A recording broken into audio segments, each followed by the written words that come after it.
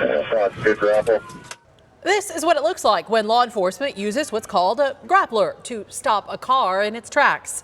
That's a device that deploys from the front of the police car and attaches itself to the vehicle's back tire. The driver is typically the focus of a pursuit and on the run, only to be brought to a complete stop. It's a tactic used by agencies all across the valley, but in one case, different than what you just saw in that video. The ABC15 investigators uncovered one local department made a mistake while searching for a wanted man. Yeah, and as investigator Nicole Grigg explains, it's not how police used a grappler, but who they used it on.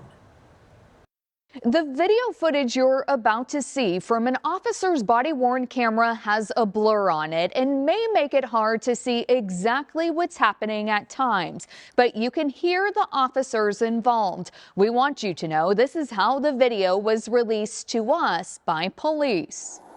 Step out. You're watching the moments after it happened. You don't need to be scared. Guns drawn.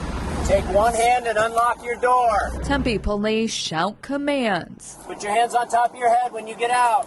Then another officer arrives. You're okay, come on out. Before we show you what happens next, here's how we got here. Officers were helping the Maricopa County Sheriff's Office in October 2023, looking for an aggravated assault suspect through the town of Guadalupe. Do we know what we got inside? Police say the suspect was driving this white Buick Verano, but officers made a mistake. They got the wrong car. Is anyone else inside? Okay. Keep your hands up and just keep walking backwards. If there's gas is leaking and the daughter's over here, Yeah, we'll get her. Let's go get her. We know, we see it. Keep coming. Faster, come back, come back. Let's go get her the daughter. Yeah. This is the wrong car. Let's get the daughter. A police report says a detective with Tempe's Action Response Squad used a grappler on the wrong white car with the wrong people inside. That should scare anybody, right? Jared Keenan is with the ACLU. He's reacting to what you just watched. What this says is if you happen to have a car that looks like a car that the police are searching for, you might be violently stopped in this way as well. Tempe Police told me that this vehicle was the same make, model, and color as a suspect vehicle. So that's what happened. Yeah, I mean, that may be the truth. That may be what happened. But there are lots of cars that are the same make, model, and color. This is why there are license plates that individualize vehicles and can allow the police to determine whether it is the actual vehicle they're looking for or not. There are still a lot of unanswered questions about how and why officers got it wrong. And here's the telling piece of the video. I text Goggin, that's sloppy. I pulled my guys away. That's a Tempe officer raising his own concerns. It's sloppy. You have too many units. Critical words and serious questions about what went wrong. There's too many people not listening to how we're supposed to operate. And all of that led police to the wrong car.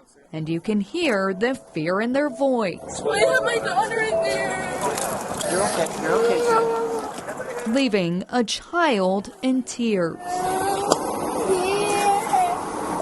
You may be wondering what exactly happened leading up to the grappling of the wrong car. We do too, but Tempe Police say they do not have dash cameras in their patrol cars. The blur on that body camera video you just saw is also raising questions. Is this concerning?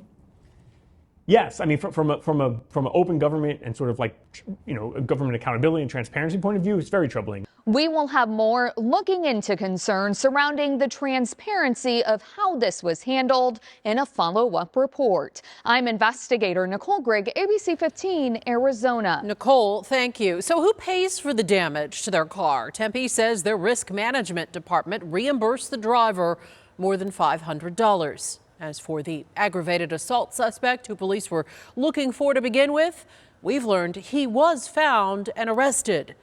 We did ask Tempe Police for an on-camera interview for this story. We did not get a response to that request.